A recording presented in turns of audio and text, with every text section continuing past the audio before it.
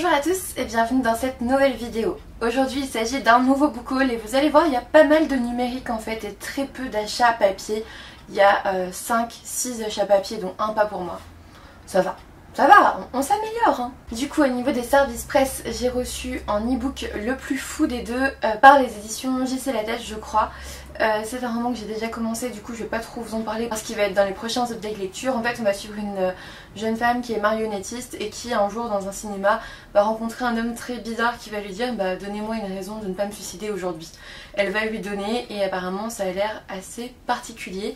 Je suis quasiment à la moitié, pour l'instant j'aime bien, donc on en reparlera dans une prochaine vidéo. Ensuite j'ai reçu des éditions Sonatine Mon Territoire, c'est un thriller je crois, je l'ai pas du tout commencé, j'ai lu le résumé au moment où je l'ai demandé, mais je l'ai pas relu depuis parce que j'aime bien dans les thrillers ne pas trop savoir où je mets les pieds.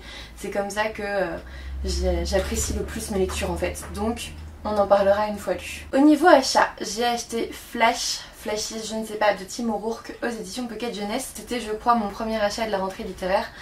J'ai hâte de le découvrir parce que comme vous le voyez il est assez court et j'en ai entendu de bons échos, donc on verra ça plus tard. En fait on va suivre Charlie quand même qui a des visions, qui voit les meurtres en train de se dérouler et je pense qu'elle va participer à une enquête en fait tout simplement.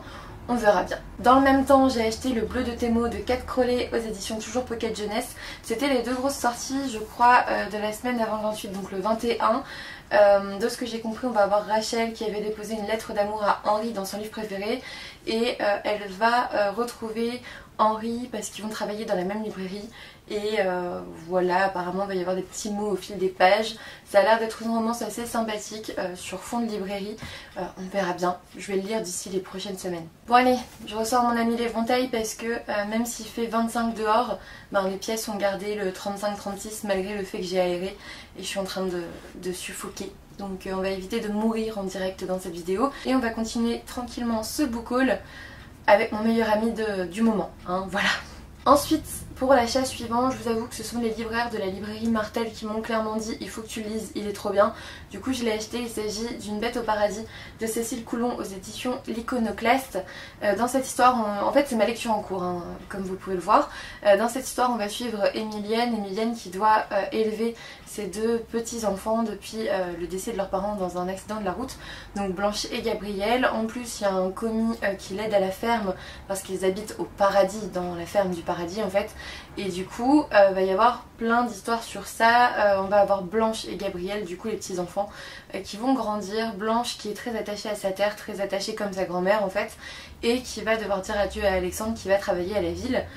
On va voir. Je sais pas trop où ça va me mener.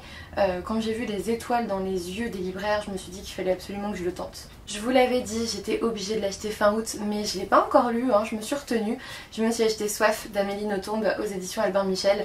C'est mon petit plaisir d'août en fait, de fin août. À chaque fois, là depuis, je sais pas, 4-5 ans, je me fais ça à chaque fois parce qu'avant je rattrapais surtout les anciens. Il y en a encore que je n'ai pas lu dans les anciens, mais j'y vais tout doucement.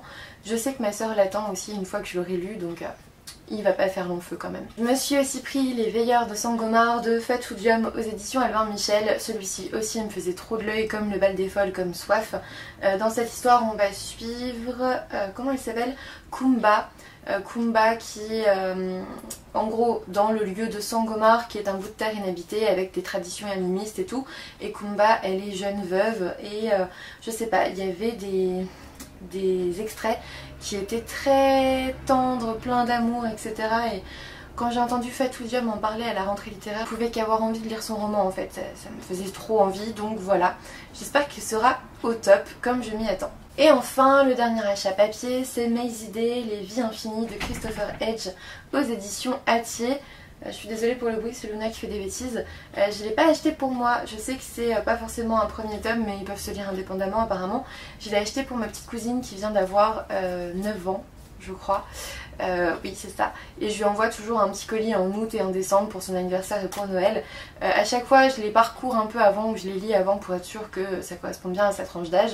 Donc voilà, on va se le lire très vite et puis on va lui envoyer très vite aussi. Ensuite on passe aux achats e-book. Pourquoi j'ai fait autant d'achats e-book? C'est parce que les éditions Rebelles proposaient les premiers tomes ou les one-shots à 99 centimes je crois. Donc j'en ai acheté 1, 2, 3, 4, 5, 6, 7, 8. Mais du coup j'ai dépensé quoi, 7 €. Voilà, donc on verra bien. Si jamais j'ai un coup de cœur, je pense que je me l'achèterai en papier, mais c'est déjà bien de pouvoir les découvrir en e-book. Du coup je vais vous les énumérer parce qu'en fait je ne connais pas toutes les auteurs, c'est aux éditions Rebelle. Du coup j'ai acheté Ferinimis parce que c'est d'Océane Pierre et que c'est une jeune fille que je suis sur Instagram et j'avais très envie de découvrir son roman. Pour la même raison, j'ai acheté Samuel et Lyra de Justine Patterour, avec qui j'ai beaucoup d'échanges sur Instagram. J'ai aussi acheté Fitani, le tome 1 qui me disait bien. Un film ne suffit pas aussi, qui est sorti il n'y a pas très longtemps. J'ai eu quelques échanges avec l'auteur, donc j'étais aussi très contente. Le projet Eden tome 1, j'ai acheté Kel tome 1. J'ai acheté I Dreamer qui est sorti il n'y a pas longtemps et pareil je suis son auteur sur Instagram, donc à voir. Et puis la dernière nymphe aussi, voilà. Je vous ai mis normalement vite fait les couvertures, n'hésitez pas à aller voir dans les liens en barre d'infos, vous pourrez avoir tous les résumés. Moi là je me souviens plus, hein, clairement. En plus ce sont des e-books donc je peux même pas lire le résumé un peu avant. Je vous laisse aller voir ça en barre d'infos. Et puis voilà. Cette vidéo est maintenant terminée. Comme vous le voyez, la deuxième partie d'août a été plutôt raisonnable. Il y a pas mal d'e-books pas trop chers. Et au final, ouais, il y a 6 gros achats quoi, avec des achats Albin Michel qui sont à 20 balles. Donc clairement, je me suis un peu calmée. Surtout que je sais pas trop de quoi va être fait, vont être faits les prochains mois. Donc je me limite un peu niveau achat. Je pense qu'en septembre aussi, je vais me limiter pas mal. Et puis voilà. Vous aurez peut-être des book hauls un peu moins conséquents. En tout cas j'espère que cette vidéo vous aura plu. N'hésitez pas à me dire si vous avez déjà lu certains de ces romans, ce que vous en avez pensé. Un petit pouce bleu, un abonnement si ce n'est toujours pas fait, voire un petit soutien sur YouTube, ça me ferait super plaisir et ça me permettrait de changer cette lampe qui me fait avoir très très chaud, voilà, et qui est très encombrante. Je vous remercie en tout cas d'être toujours là, de me soutenir toujours autant et puis je vous dis à bientôt pour une nouvelle vidéo.